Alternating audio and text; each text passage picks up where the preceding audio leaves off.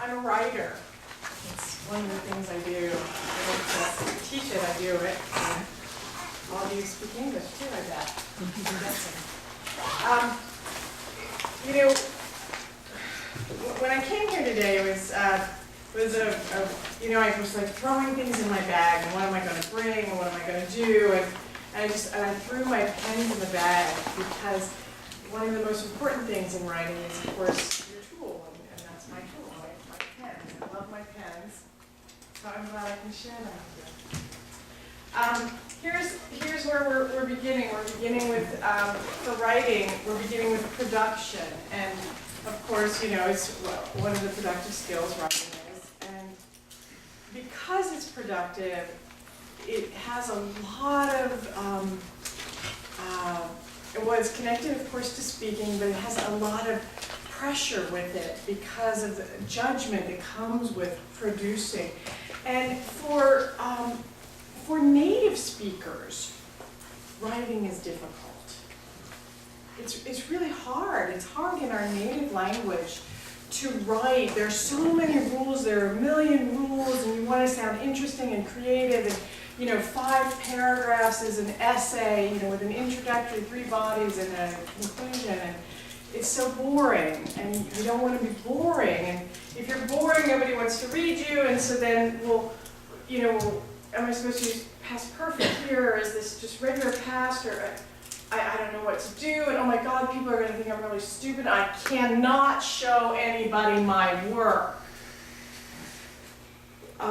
Writers consider, of course, our writing to be our babies. And we have a saying in my writers group where we talk about sometimes you have to kill your baby. And it's true, it's like it's gut-wrenching, and if this is how hard it is for a native speaker, how hard is it for a second language learner? It's pretty rough. It's a rough thing. So, the internal problem, here's the internal problem, particularly in Asia. Confucius has a lot to answer for, I think, about this whole saving face thing. We don't want to be embarrassed. Being embarrassed is terrible. There's a tremendous amount of social anxiety around second language.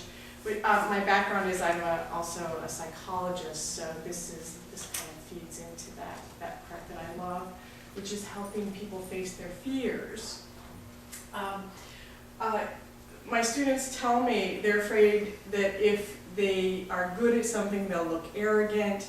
They need to save face for their seniors. If I'm better than my senior, then he looks bad, and then they get mad at me, and then they judge me, and they think I'm arrogant, and it's just all convoluted.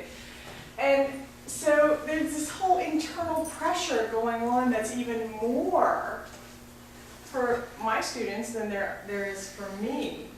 The second thing is this, the opportunities in Asia, in Korea, because that's where we are, there are a couple things that really create a lot of problems for our students, and that's, of course, the, you know, teacher-based, you know, teachers reading from the PowerPoint, and all the standardized testing that was brought up earlier about there's one answer, and only one answer.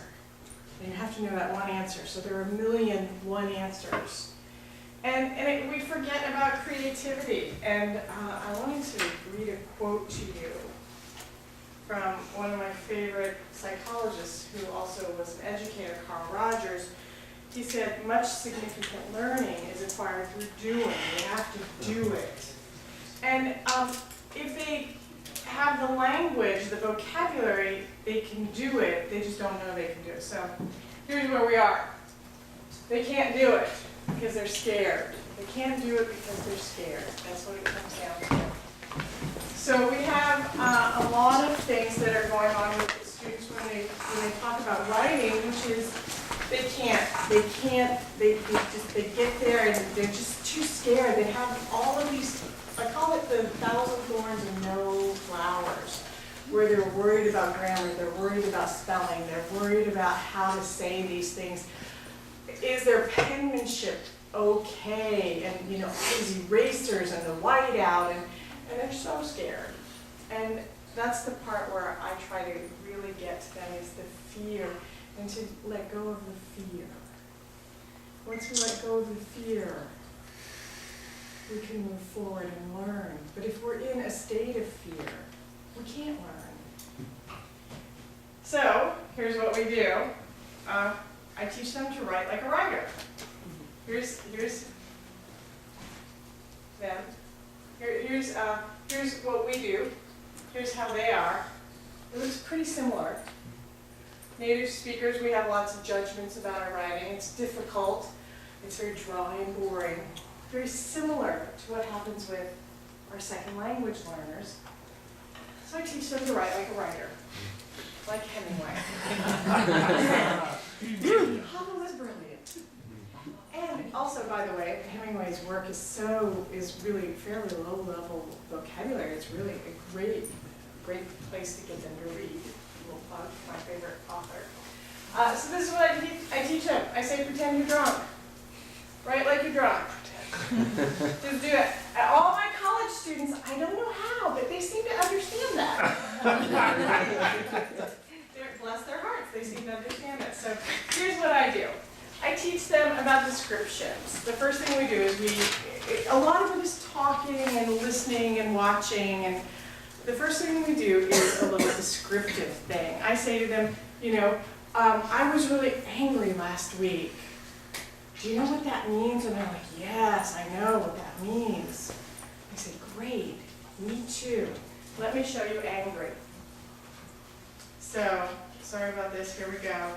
I show them just a few seconds of these 3 clips. This is a wonderful series by the New York Times of people being upset. This is how they are again.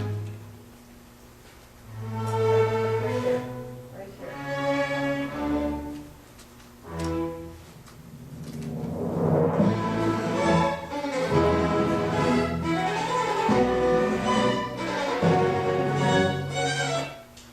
So I think it's safe to say he's upset. Yeah? And then I show them another one. I show them the whole thing. You guys, you don't get the whole thing, sorry. And I show them this one.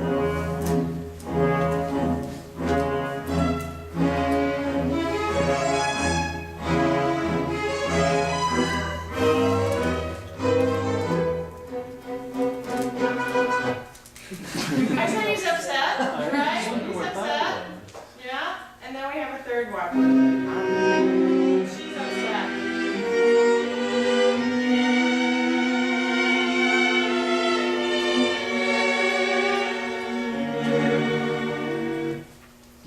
So there you go. 3 people who are upset. So that's the first thing we do. And then I say to them, last week I was upset. Or I was angry. And they say, oh. I said, which one do you think I was? And then they realize the importance of the details, how important details are, and how they know this answer. They know, they can see the picture in their head because they've seen a picture. They've seen a picture of 3 different people being upset, they get it, and then we do a guided meditation. I actually do meditation with my students. I swear to God, this is about writing. I swear to God, it's about writing. This is what I do. I teach them to relax. We do a guided meditation. We talk it through. And then I teach them how to write. I put them in a position where they're open to writing. And I only do this like once at the beginning of the semester, and then we do the stream of consciousness writing that I'm going to talk about in a minute. We do that every week for 5 minutes at the beginning of all of my classes. But first, you gotta get them to relax, or they can't write a damn thing. Okay, so here we go. Here's what we do. I do that one. And oh, look at this. We're gonna meditate. It's time to meditate. You're gonna meditate with me, and then we're gonna do a time writing. Okay? What do you think? Awesome. Have you ever done meditation? Who's done meditation before? Wow, look at all you guys. Have you done guided imagery meditation? Yeah? Okay. Okay, this is a different kind of meditation than most of you are familiar with. Guided imagery is where I'm going to walk you through, you're going to actually close your eyes, and I'm going to tell you what to see. All right? So the first thing is, everybody, sit up straight in your chair, both feet flat on the ground. There's a reason for that. There really is a reason. And take a deep breath. And I'm going to ask you to close your eyes. If you need to make any small adjustments, you can do that. Position your body so you're comfortable.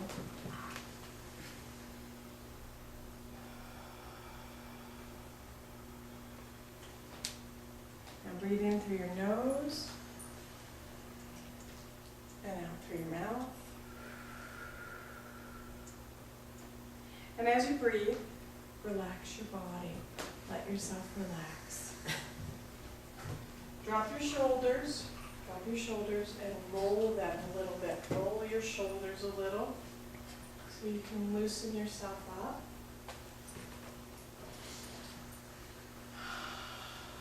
Now, no one is going to touch you during this exercise. We're just going to be together.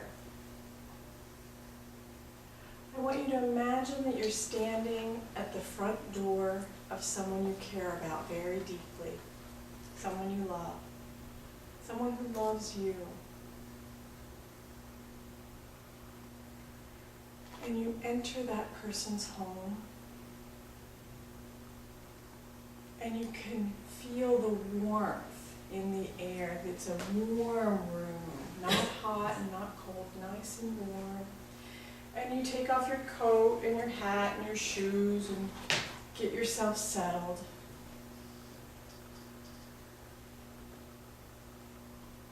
And look around the room. What do you see?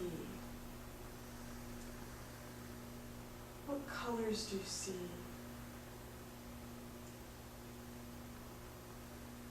What things are there?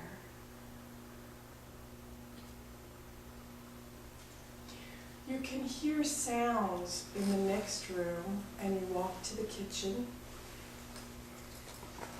and the smell of something wonderful cooking comes to you, and you breathe deeply.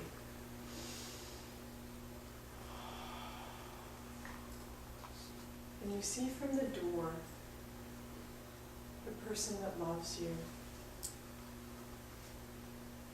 And you see the food on the stove cooking. And you step over and you say your greeting to this person. And you pick up a spoon. And you dip the spoon into the food and you taste the food. What does it taste like? How hot is it? How spicy is it?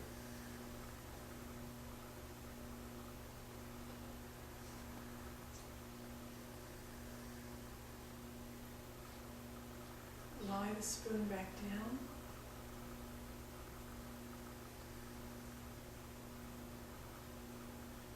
Say goodbye to the person there and walk back to the front door.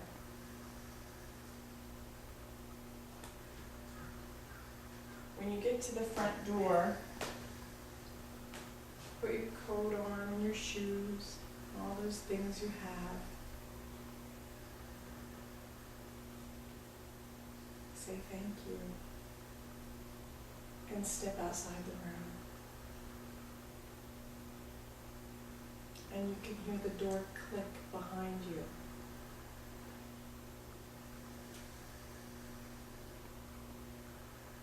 I'm going to count back from 5. When I get to 0, not now, but when I get to 0, you'll open your eyes.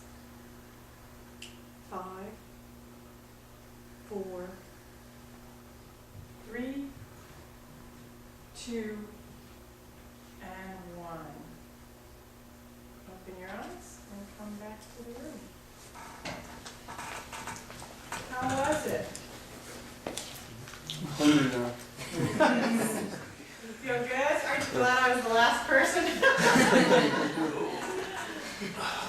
Here's my question for you. The spoon you picked up, what kind of spoon was it? Was it small? Was it big? Was it wooden, metal, ceramic? What was it? What was it? What kind of spoon did you have? It was a wooden spoon. Was it a big cooking wooden spoon? Okay. Who else? Mine was a fork. Okay.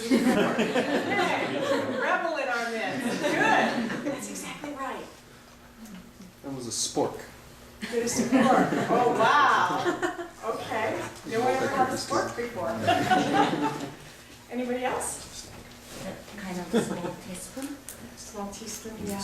And sometimes I get, like, people get like teeny tiny ones, yeah.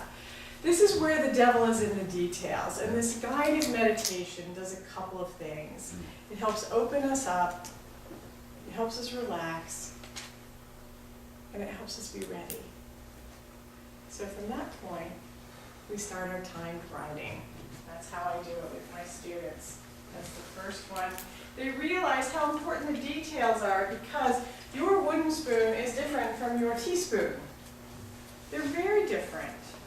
Certainly different from a fork. And they realize they have the information and they can express it. And that's how I start my writing classes. They're always as confused as you are, don't worry. So here's what we do. We do stream of consciousness writing. This is a writing technique that has been used in all kinds of ways. People in drug rehab use these. They've been used in prisons. They are used with children. This particular type of writing is fairly common in fiction work, but this is a technique that real writers use to be able to be open. Because what I want to teach my students is it's not what you say that's important, it's that you say it, that you express it. So here's what we do. We do stream of consciousness writing, 5 minutes. And their homework is 5 minutes a day. I do this for my speaking classes also, by the way. My conversation classes begin this way so that they can be open and use their spontaneity. So here are the rules. You write as fast as you can. As fast as you can. You don't stop. There's no stopping. No erasing, because that's stopping. You can't talk, because that's stopping. You can't ask me a question, because that is Stopping. stopping, right. And if you're writing and you realize as you're writing that you made a mistake, you can go back and fill the line through it and keep going. Leave a blank if you need to. Don't worry about grammar and spelling. And if you don't know what to write, you write, I don't know what to write. I don't know what to write. I don't know what to write. I don't know what to write. I don't know what to write. Oh my God, I wrote I don't know what to write 27 times. I can't believe I'm still writing this. This is the stupidest exercise I've ever had to do. And that's fine. That's perfectly fine. Doesn't matter what you say. It matters that you say it. So, here's the other part. This is the harder part for the students. There's no judging and no editing. You can't change what you're writing while you're writing it. Again, grammar and spelling are not important. It's very common to change topics. It's very uncommon not to. And it's common to be very messy and to make mistakes. If you did not make any mistakes, you did it wrong. That's what I tell them. You did it wrong if there are no mistakes. So I want to read to you, one of my students gave me permission to read one of her entries. Is that all right? Would you like to hear one? Sure. Definitely. Okay, bless her heart. Today's Children's Day. Even though I'm not a child anymore, and she got that little sad face. I'm happy to have a holiday. I'll have a lot of holidays. From the 5th to the 10th, it's my second summer vacation. I've already been excited to think what I'm going to do. I didn't make a planned, P-L-A-N-D, for days. I'll what? Spend the days with my lovely boyfriend. Of course I should vacation due to presentation. Pamela, I have TOEIC, test 2 weeks later, studying hard at the same time, playing out hard. Yeah, and then she wrote a little music note, and that was it. That was it. And so it's a wonderful example of changing topics.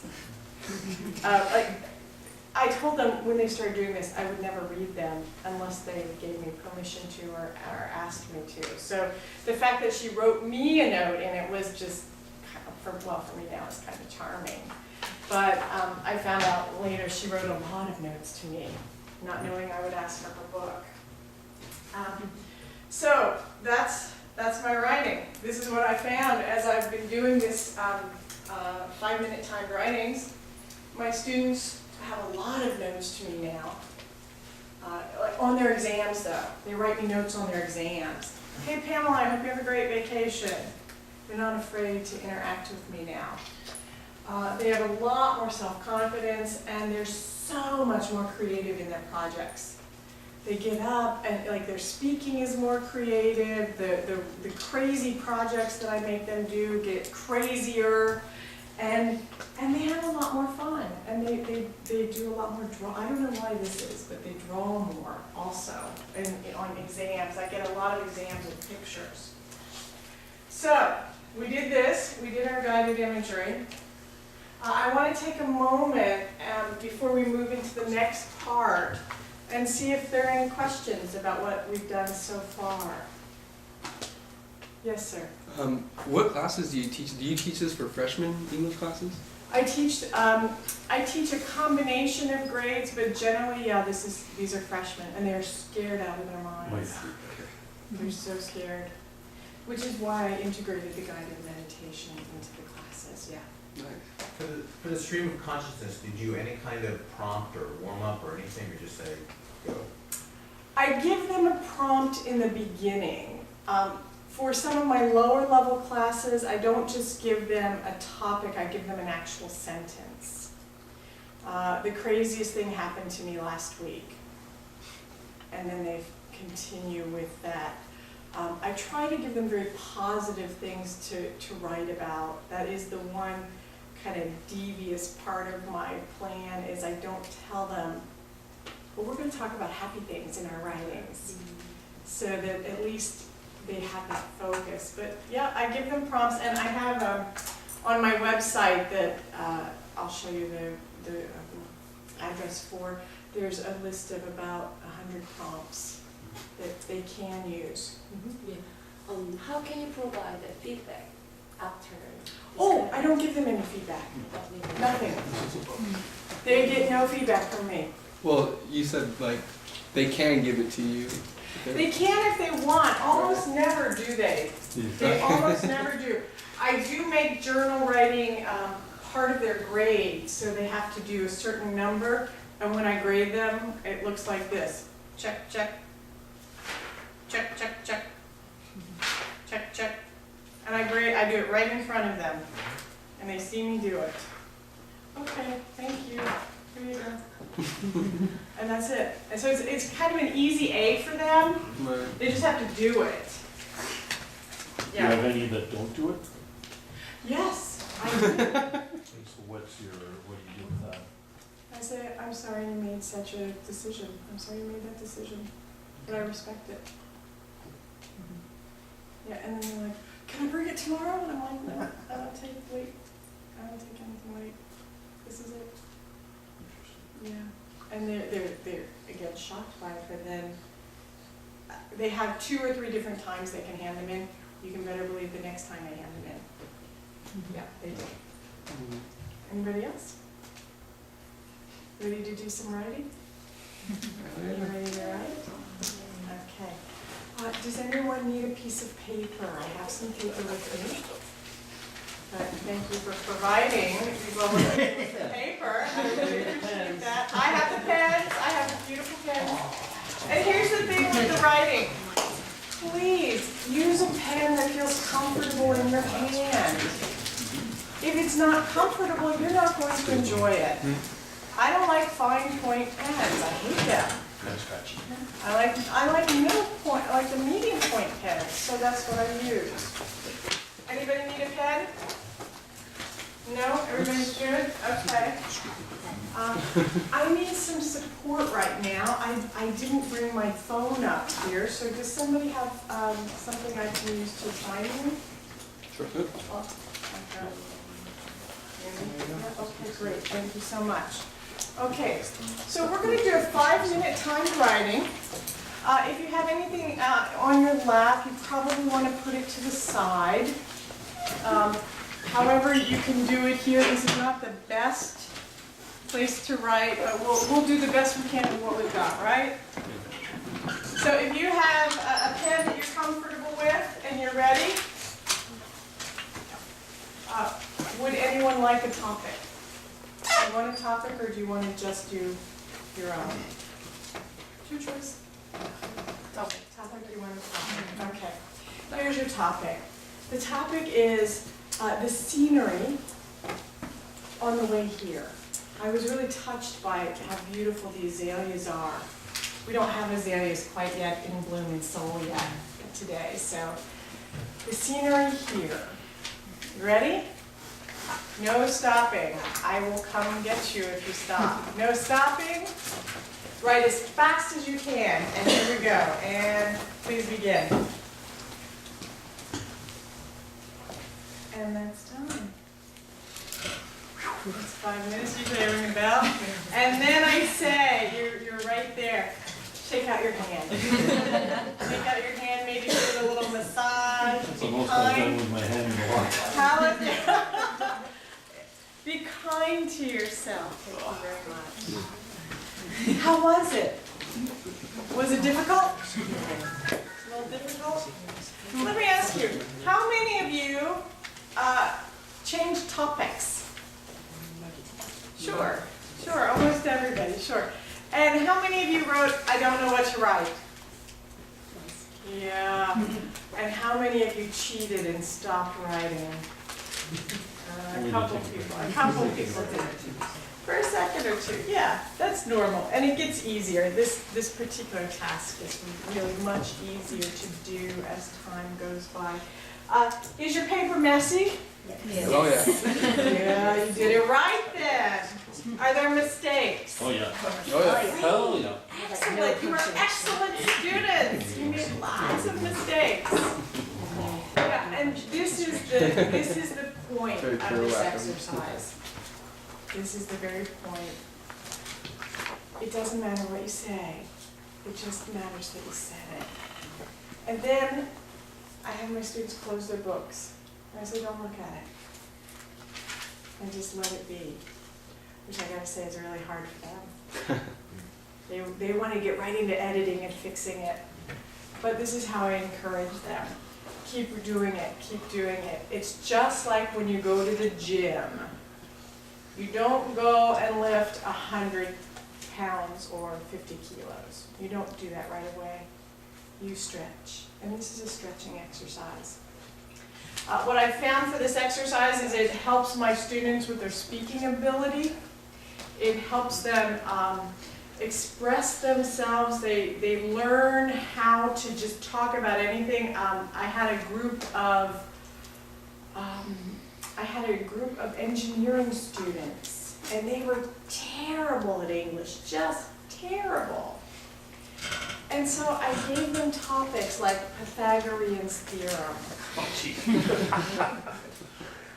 But they did it, and they loved it, and they started speaking more, they started writing more. They were able at the end of the class to explain Pythagorean's theorem and how it works and why it's always true. And I didn't care. You know, that was when I was in high school. But I loved their passion. They were able to be free to express themselves in their writing, and they started drawing and writing all these words, and they were supporting each other. And it was a wonderful thing. So, stream of consciousness writing is a great tool, I find. It's a great tool for all of my classes. This is me, in case you want to get a hold of me. On this website, Improvisation, the number 4 English.blogspot.kr.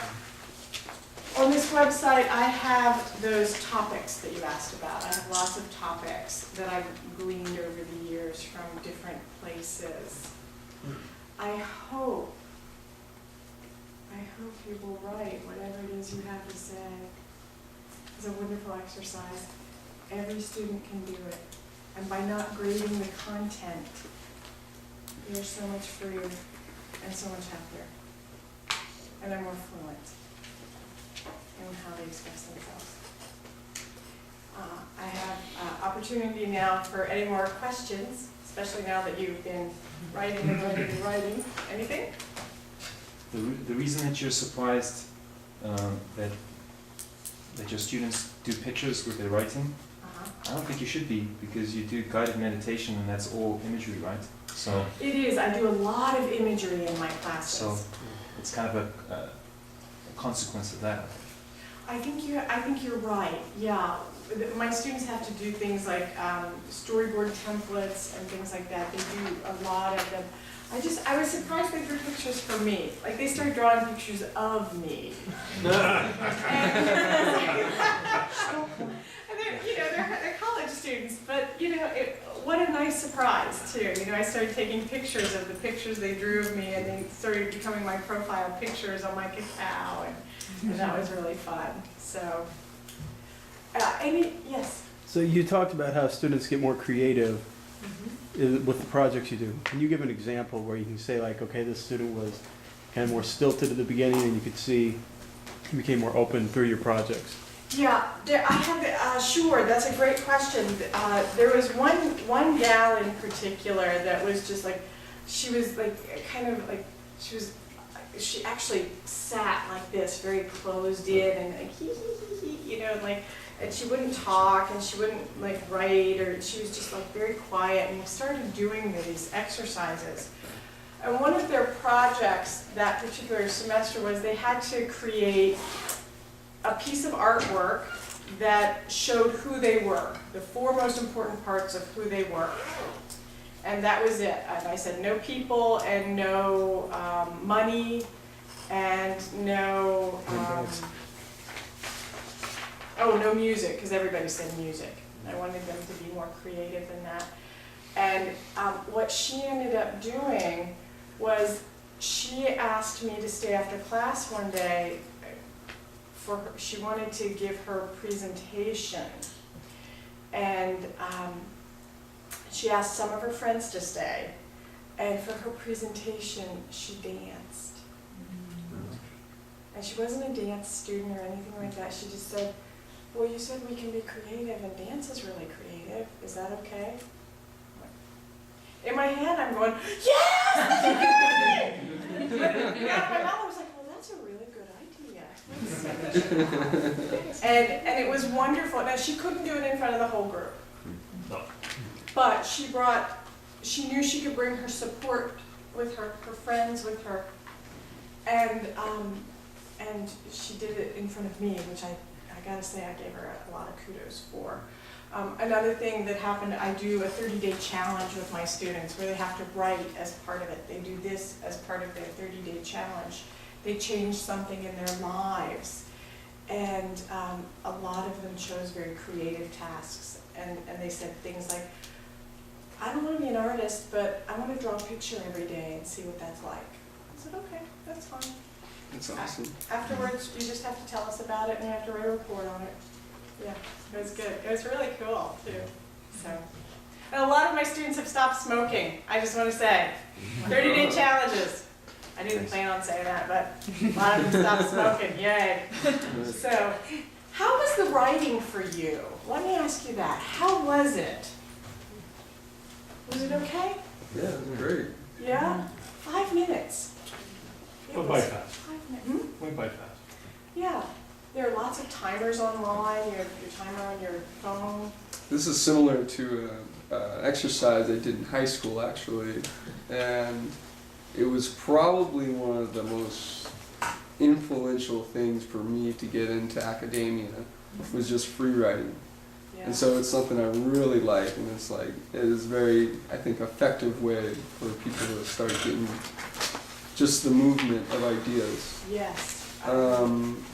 we had the Crashing conference earlier this, well, in 2012. He said that inspiration was the result of writing, not the cause of writing. Yeah, I don't remember who was. It wasn't him. I mean, that Yeah. he's credited for that source, and I think just that process of going and writing and just doing it helps build, allows a lot of processing, I think, and an explosion of ideas can come from that. I see it as like I open the door. Right. I open the door and I allow inspiration to come in. Sometimes inspiration, if I have the door shut, sometimes inspiration blows the door down. But that doesn't happen very often. I'd rather keep the door open and let them come on in. Yeah, Definitely, yeah. yeah. Great exercise. I'm so glad you liked it. I encourage you all. It's 5 minutes, and it really is a big self-esteem builder. And it reminds me of the problem with the concept of genius, which is like a myth, a concept that there are people who can just put down like amazing stuff. And people create this huge pressure on themselves to do something that is amazing and incredible. But the thing that no one ever talks about is how hard the so-called geniuses work and how That's much right. they do of what they do. That's right. And so it like once again comes back to what you're saying. It's a product of just putting it out there and just doing stuff. And, the good things come not because you have willed it to be, but because it just comes with the process. It's like you welcome it. Yeah. It's like you know, when you build a house, it doesn't just happen. You have to put each piece of lumber in it. Yeah. Yeah. This is all I have. The rest is all yours. Well,